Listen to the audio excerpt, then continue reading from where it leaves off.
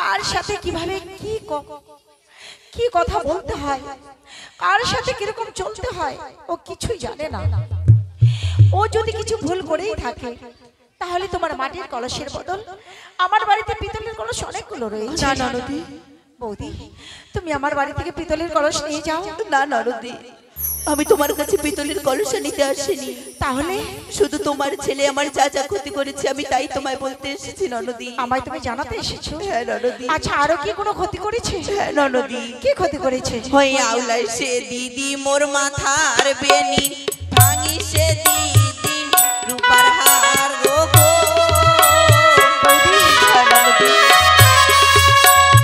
আউলাই সে দিদি মোর মাথার বেনি, ছিড়াইলো রূপার হারু খানি গো। কি ননদি শুন ননদি তোর পুত্রের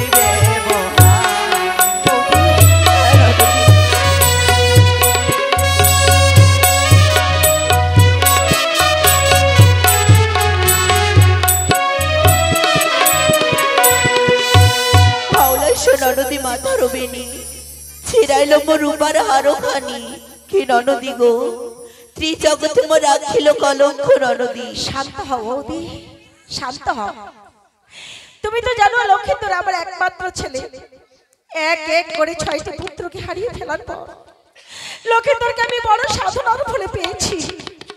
ঠিক আছে, লক্ষ্মীন্দর তোমার গলার মারা ছেড়েছে তো? হ্যাঁ ননদি। আজ ছিঁড়েছে বৌদি তোমার পার হার, লয়ে যাও তুমি সোনার হার গো। আজ ছিঁড়েছে বৌদি তোমার পার হার, লয়ে যাও তুমি সোনার হার গো। বৌদি গো দোহাই বাছার বরে নাই ওঠাও খাকা ননদি।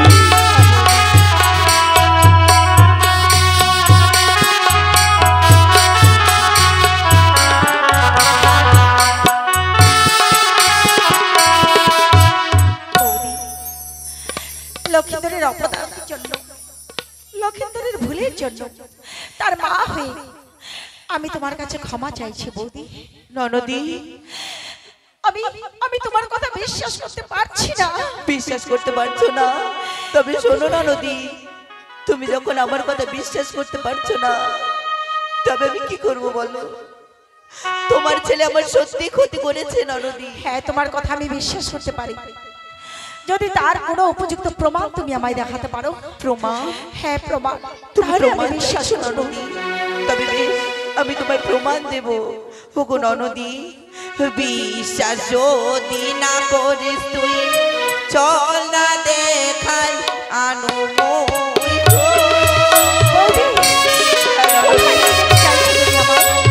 বিশ্বাস যদি না করিস তুই চল না দেখাই আনুময় গো।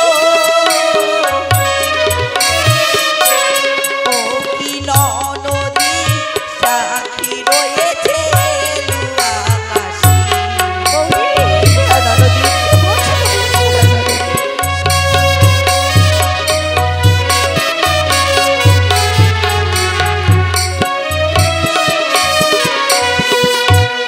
বিশ্বাস যদি না করিস তুই চল না ননদি দেখায় আনুময়। কি ননদি গো, সাক্ষী রয়েছে মোর এলো আকাশে ননদি। শান্ত হও বৌদি, শান্ত হও। ননদি আর তুমি বলো না, আমি আমি তোমার কথা বিশ্বাস করেছি, মানছি তুমি সত্য, আমার লক্ষ্মীন্দর মিথ্যে। বৌদি গো, আমার ছেলে লক্ষ্মীন্দরকে তুমি ক্ষমা করে দাও। তুমি ননদি, ক্ষমা করে দাও। না ননদি না। আর মা হয়ে তার অপরাধের জন্য আমি তোমার কাছে ক্ষমা চাইছি। না ননদি, তুমি আমার লক্ষ্মীন্দরকে ক্ষমা করে ও কাজ তুমি করো না ননদি। কারণ তুমি বলার আগে আমি যে লক্ষিন্দরকে ক্ষমা করে দিয়েছি ভাই। বৌদি। হ্যাঁ ননদি, তবে আমি চলে যাচ্ছি ননদি। আর যাওয়ার আগে তোমায় আরেকটি কথা বলে যাচ্ছি। কথা বলবে ওগো বৌদি, বলো। ননদি, হয়ে আসিবে যদি তোর বোনের ভাই না বলিও তা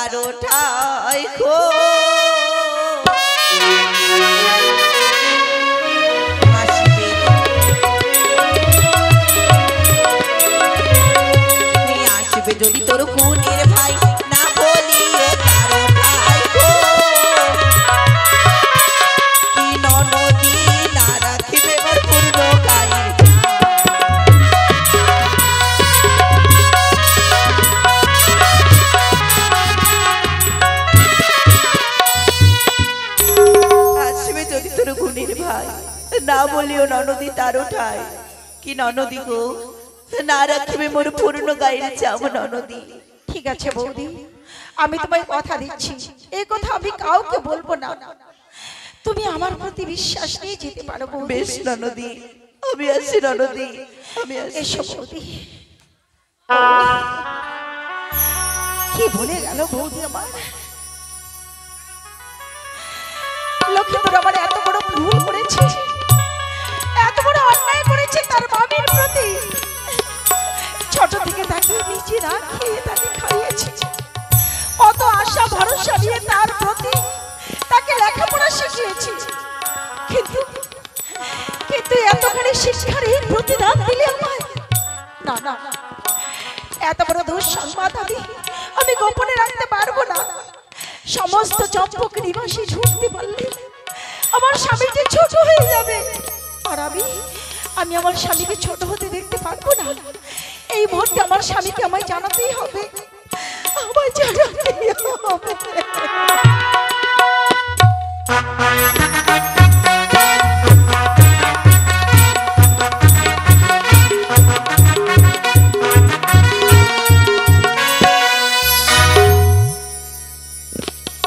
ছয় পুত্রকে হারিয়ে সপুত্রের এক পুত্র পেয়েছে, তার নাম রেখেছি আমি লক্ষ্মীন্দর।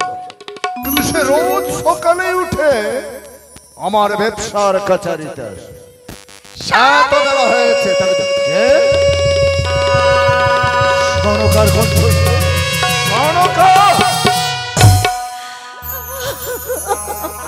কি হয়েছে? প্রাণসা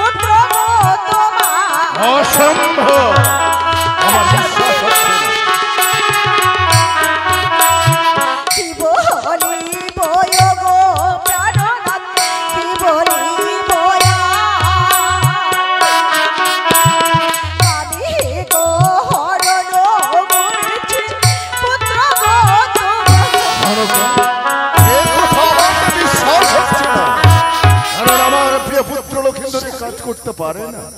আমিও বিশ্বাস করতে চাইনি, তাহলে আমিও বিশ্বাস করতে চাইনি, কিন্তু কি করব বলো?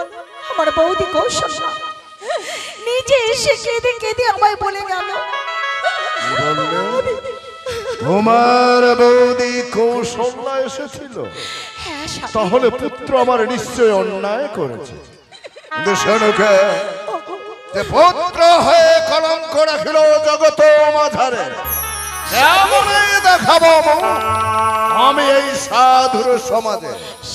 কিন্তু পুত্র হয়ে শোনকা করেছে অনাচার, তাই পুত্রকে বিবাহ দেব আমি, করিলাম অঙ্গীকার।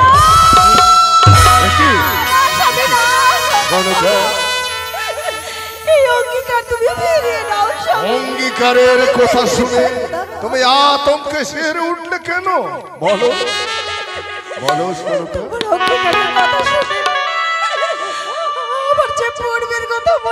পূর্বের কথা শোনকা, যা হারিয়ে ফেলেছি সে আর কোনোদিন ফিরে আসবে না। না। সে স্মৃতি ভুলেই যাওয়া ভালো। তুমি তাদের পিতা, তাই তো তুমি ভুলতে পারো, সনকা কিন্তু আমি তাদের মা। এক এক করে 10 মাস 10 দিন ধরে গর্ভে ধারণ করে তাদেরকে আমি জন্ম দিয়েছিলাম। সনকা আমার বুক থেকে এক এক করে সবাইকে হারিয়ে আমি মা হয়ে কি করে সহ্য করি? সনকা আমি ওদের কি করে ভুলি বলো? কি করে ভুলি?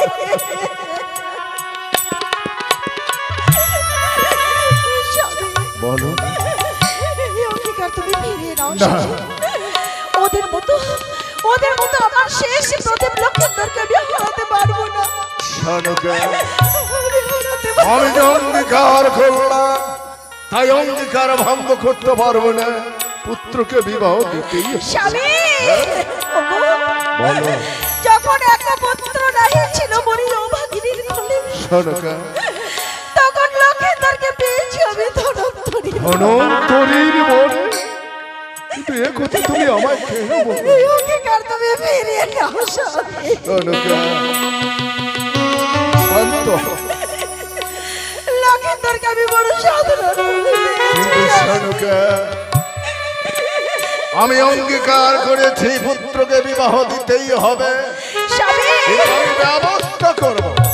স্বামী, ধনন্তরীর হাতে হাত রেখে আমি যে করেছি সত্যতা। সত্যতা? এই কি সত্যতা। সত্যতা করেছো? লক্ষেন্দরকে বিয়ে হতে রাখতে হবে সাবধানে। সাবধানে? আর যদি সাবধানে না রাখতে পারি তাহলে লক্ষেন্দরকেও বিবাহ রাত্রিতে খাবে ওই দেবী মনে স্বামী। সনকা, হ্যাঁ, স্বামী। এইভাবে এক এক করে 6 পুত্রকে হারিয়ে ফেলেছি।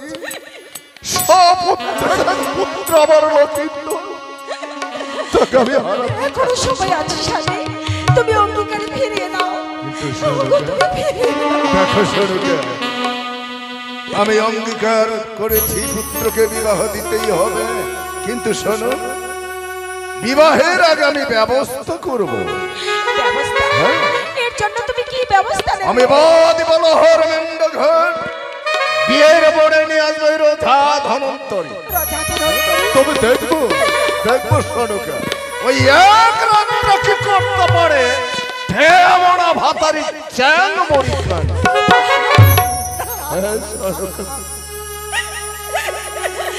তোমরা সবাই আমার লক্ষেন্দরকে আমার মুখ থেকে কেড়ে নেবে। আমাকে তোমরা মা ডাক শুনতে দেবে না, দেবে না। সনকা কেন তোমরা এরকম করছো আমার সাথে? আমি তোমার বলে না কি বলবো? সনকা এ বলে না আমার লক্ষেন্দরকে তুমি আমার মুখ থেকে কেড়ে নিও। সনকা আমার মুখ থেকে কেড়ে নিও।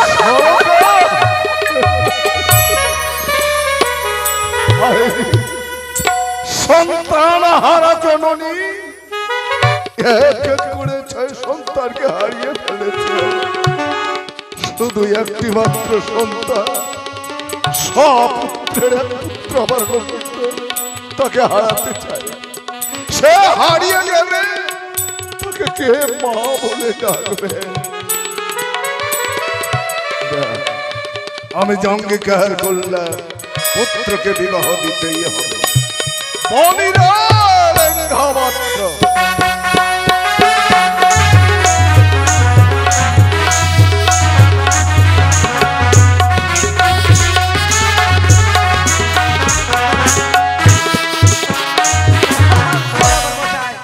আমার পেটটা কেড়ে ডাক দিলেন যে ডাকার কাজ আছে বলেই তোমায় আমি ডেকেছি। কেন ফের কারণ লেঙ্গা পাত্র কহ যে পুত্র হয়ে কলঙ্ক রাখিল জগত মাঝারে, কেমনে দেখাবো মুখ আমি সাধুর সমাজে।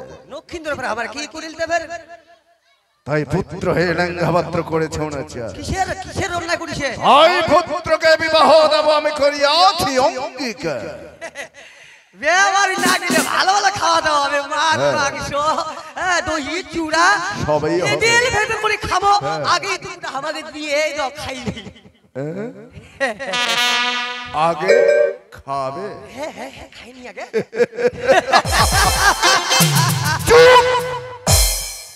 অত ছাড়া কোথাকার আগে বিয়ে, বিয়ের পরেই খাওয়া দাওয়া হবে। আগে বেহা দিবেন তারপর খিলাবেন, তার আগে নাই খিলাবেন না। ওকে মারবেন তবে আমাকে। পুত্রের জন্য কোথায় পাত্রী পাবো, এমন কি রূপ পাত্রী দিয়ে আমার পুত্রকে আমি বিবাহ দেব? বেহা দিবেন তালি হ্যাঁ। কোচি কি সদাগর মশাই, আমার পূর্বপুরুষরা আর কি ওই জ্যেষ্ঠ আর কি আমার বাপ আচ্ছা দাদা আচ্ছা আচ্ছা, আমরা কি কইছিল কি করেছে? বলে চার জাতের বলে নারী ছে আর চার জাতের বলে পুরুষ, আচ্ছা, এই কুমার কি তবে চার জাতির নারীর নাম কি? চার জাতের নারীর নাম শুনিয়াই না গল্পটা আমরা পুরা উল্লেখ। আরে বলো। হ্যাঁ কোচি, হস্তিনী, শঙ্কিনী, পদ্মিনী আর চিন্তিনী, এই হলো চারটা জাতের নারী। ও, এসব চার জাতের নাম। তাহলে ভালোর মধ্যে?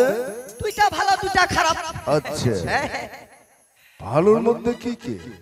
ভালোর মধ্যে হচ্ছে ওই যে পদ্মিনী আর চিন্তিনী। আচ্ছা তবে কে বা নারী হয় চিন্তিনী আর কে বা নারী হয় পদ্মিনী, তাদেরকে কি করে চেনাবে? কেন করে চিনা পাবেন, এটা একটা ঠিক কথা কইছেন। তাদেরকে চেনানো যাবে উপদেশের মাধ্যমে। উপদেশের মাধ্যমে, ঠিকই কইছেন। উপদেশ উপদেশ মানে কয় রকমের? আমার দুই রকম। দুই রকমের আমরাও শুনছি। একটা হলো চলাফেরা হিসাবে আর একটা হলো যাত্রা হিসাবে। দুইটা প্রথমে চলা ফিরাটা কেন না কই দলি আমাকে। চলাফেরা হিসাবেই বা কেমন, কেমন আর যাত্রা হিসাবেই বা কেমন? তাহলে প্রথমে চলাফেরাটাই শুনবে। উদয় শুনাও বেশ, আমাকে। তবে শোনো, ক ক ক ওই রাস্তা দিয়ে আচ্ছা যদি কোনো রমণী আসে, থপ থপ শব্দে তার এই পশুমতি কাঁপে। মাটি গান কাঁপিবে। আই রে বাবা। এই রূপ রমণী শোনে যদি হয়ে থাকে বিবাহ বন্ধন, আচ্ছা ওদার্জনা করিবে লেঙ্ঘাপাত্র ভ্রমে যে হয়। ঈদৃশী রমণী পতিতে যা জানিবে নিশ্চয়, তাহার সহিত বিবাহ হইলে বিপদ ঘটে। সর্বনাশ। লেঙ্ঘাপাত্র এটা চলা ফিরাটা কইলেন। দেখবে কোন কোন মেয়ে রাস্তা পথে চলতে ফিরতে তার পায়ের শব্দ, সেই কোন ক্রমে সেই মেয়ের সঙ্গে যদি কোনো ছেলের বিবাহ হয় থাকে, অবশ্যই তার কপালে বিপদ নিশ্চয়ই ঘটবে।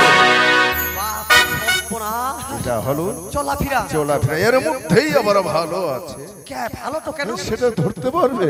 না, তবে শোনো, যে গমন দেখো যা রাজহংসের মতো, মতন সুচারণ তার দীর্ঘ আয়তন, বাম দিকে মুরমুহ করে নিরক্ষর, যে নারী অতি সাবধানে করে গমন, বাপ সুন্দর ভাবে আর কি। সেই নারীকে বিবাহ করে যদি কোন রমণী আনে ঘরে, আচ্ছা সুখসর মিলন ঘটি তার কপাল।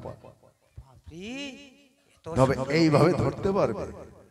কা পূজা পানা ভালো করি নে। আরে কোন মেয়ে দেখবে রাস্তা পথে চলতে, দেখবে তার মাথাটা কোন দিকে আছে, বাম দিকে না ডান দিকে, কোন দিকে লক্ষ্য করে চলছে।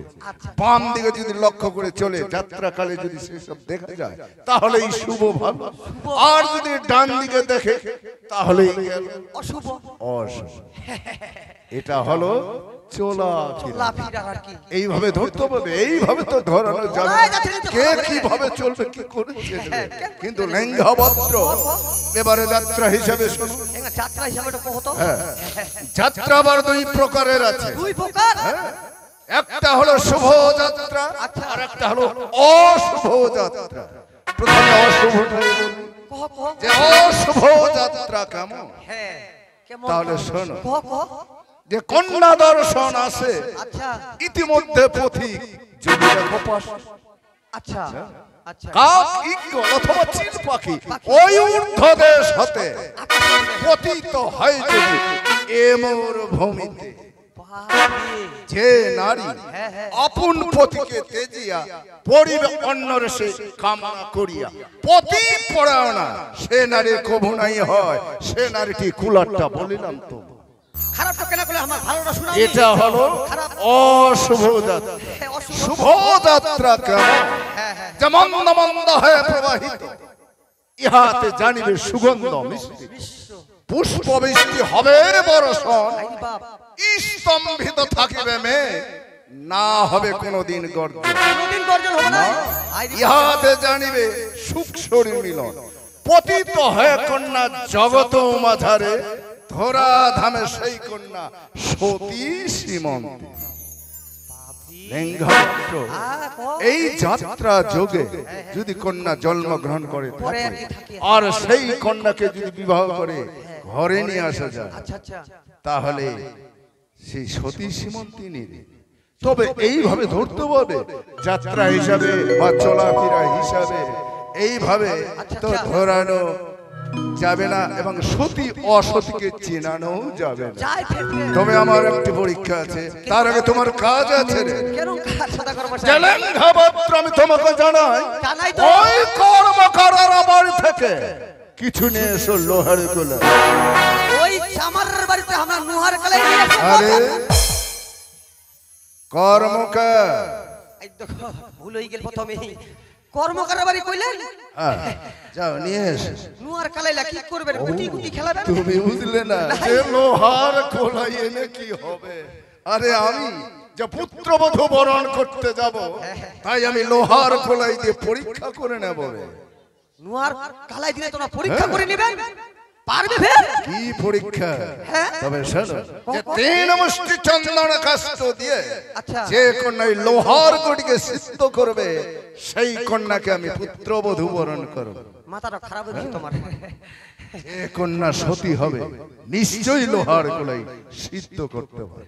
ঠিক আছে, আমরা চলে যাচ্ছি, তোমরা না বসি না বিষ খাও, বিশ্রাম করো। হ্যাঁ, আমরা এর যাচ্ছি আর আসছি। এসো।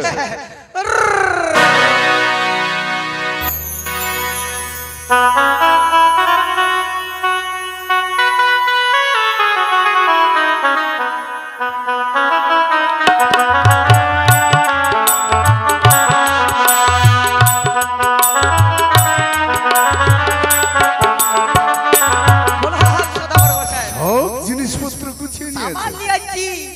বাহ, আমার পান সুপারি হয়ে গেছে। চাল ডাল মুড়ি চিড়ে সব বেঁধে নিয়েছে। তোমরা 100 দিনে পান খাবে 100 আচ্ছা, আচ্ছা, আচ্ছা। আমি জানি তোমার বড় খিদে পাবে। পেট্রোল তালাই তো সবকিছু করানো।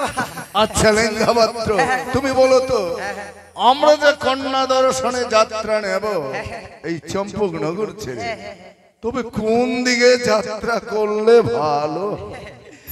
মোর দাদুর সঙ্গে একদিন গল্প কইছিল। মোর দাদু কি কইছিল জানিস? কি বলেছিল রে? কইছে পূর্ব দিক নাকি ধর্ম দিক। আচ্ছা, পূর্ব দিকে নাকি বলে যাত্রা করলে বলে শুভ হয়। তাই নাকি? হ্যাঁ। তবে ঠিক আছে, হ্যাঁ। প্রথমে ওই শিব ঠাকুরকে অনুসরণ করে আচ্ছা। কন্যা দর্শনে আমরা পূর্ব দিকে যাত্রা করি। জয় শিব শম্ভু, জয় শিব শম্ভু। জয় শিব শম্ভু। ওহো কি রে চলে সাধু, কই না জুড়িবারে হয়।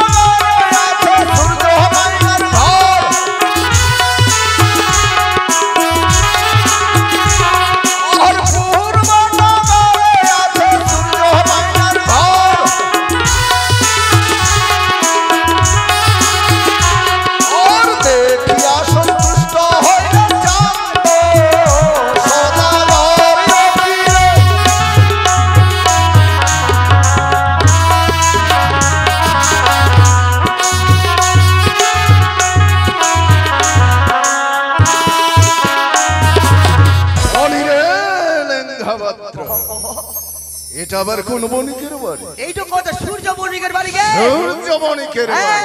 বেশ, তার ঘরে কন্যা আছে কি না তুমি গিয়ে একবার দেখো তাড়াতাড়ি। মাথাটা গরম করে তো কেন? চুমারে বসে থাকো না, আমরা যাই না খবরটা নিয়ে আসছি।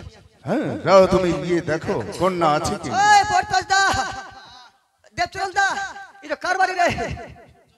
সূর্য বণিকের বাড়ি। তার বাড়ি মানে মাই ছেলে মাই দেহা ঠেয়া নাগাবে। পড়াশোনা কিরকম রে? দেখতে শুনতে জ্ঞানমান, ফোন ব্যবহার করে না নাই? বড় না ছোট? চলবে।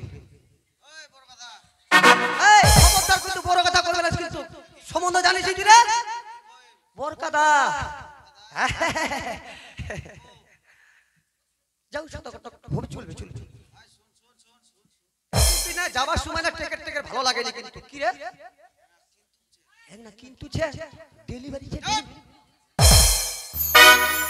কিন্তু মানে ডেলিভারি থাকিল নাকি রে? আই কিন্তু না কি রে? ডেট ঠিক জানি। হাই রে বাবা, ইরে ভালো হবে সদাগর তোর বেটা। খবরটা তো সদাগর মশাই। কন্যা দেখা হয়েছে? না ফের দেখি মাথা খারাপ। কিরূপ কন্যা দেখে? বাম্পার। তাহলে সম্বন্ধ করা যাবে। বেশ, তাহলে চলো আমরা সেই কন্যাকে সম্বন্ধ করব। দাঁড়াও, আরে তুমি তো ভালো বললে। এটার ব্যাপারে লাগাবেন না। একার কাছে যাই দিছেন। ভালো হলে তো সম্বন্ধ করা যাবে। দেখ না কিন্তু মানে ডিফেক্ট আছে। এমন কি ডিফেক্ট আছে বলো? এই ডিবেটের কথা না বলে কেন করে বুঝা পাবে লাগে? কইবা হবে। কোচি কি এই যে পূর্ব নগরে আছে সূর্য বানিয়ার ঘর। আচ্ছা, তারে ঘরে আছে কন্যা দেখিতে সুন্দর, রূপে গুণে কন্যা খানি বড়ই সুন্দরী। আচ্ছা, আচ্ছা। আরে শরীর বেটির শালির একখান ঠ্যাং কুড়ি।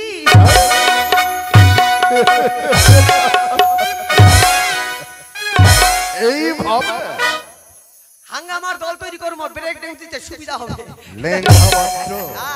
তবে শোনো, সেই কন্যাকে দিয়ে যদি আমার পুত্রকে বিবাহ দিতে চায়, মন্দ বলে আমার দেশের জাতিভাব, এখন ক্যান্সেল করে দিতে। তবে সে কন্যাকে দিয়ে পুত্রকে বিবাহ দেব। যা বানো খাটাখাটি লাগিয়ে আমার লেঙ্গা পাত্র, দেখো মনে হয় আমাদের যাত্রা ভালো হয়নি ভালো হয়নি। না? তেলা কি করবেন তে? প্রথমে আমরা কন্যা দর্শনে যাই, আচ্ছা অমঙ্গলের ছায়া দেখতে পাই। পানো তো পানো। আরে না, যদি সেই কন্যা খালি আবার ফিরে যাবো ওই ঘরে, দাস বিত্ত রেখে দিব বাচ্চা, ওই একও শত না। তোমার মাথাটা খারাপ হয়ে গেছে। দেহা না দিলে আর 100টা নারী দিয়ে দাসী থুবেন তাহলে দাসী রেখে দেবো, তবু সেই কন্যাকে দিয়ে পুত্রকে বিবাহ দেব। তাদের লেঙ্গা পাত্র, আমরা কন্যা দর্শনে চম্পকনগর ছেড়ে পূর্বনগরে বহু রাস্তা চলে এসেছি। অনেকদিন চুলিয়েছি তো। তাই কন্যা না পেয়ে আমরা দেশেই যাত্রা নেব। তোমার খিদাও পেয়েছে? ভোগ লাগেনি, সকালে বিশ্রামেরও প্রয়োজন। একটা গিরেলে ভালো হয়। আচ্ছা আচ্ছা, বলো তো কোন জায়গাটায় বিশ্রাম করানো যায়? দোতপের কথা। খুঁজে পেয়েছো? আই সদর মশাই, আই তো দেখো একটা ঝাবুর জুবুর গাছ দূর দেখা পাচ্ছেন? সত্যি অদূরে অদূরে। দক্ষিণ শহরে হ্যাঁ, একটি বটবৃক্ষ দেখা যায়, ফের জলও খাই যাবে। তার পাশে একটি সরোবর। লেঙ্গা পাত্র সেই সরোবর স্নান করে, বট বৃক্ষে বিশ্রাম করে, রান্না বাড়ি করে, খাওয়া দাওয়া করে, দেশের সাধু আমরা সেই রওনা হব। জয় শিব শম্ভু, জয় শিব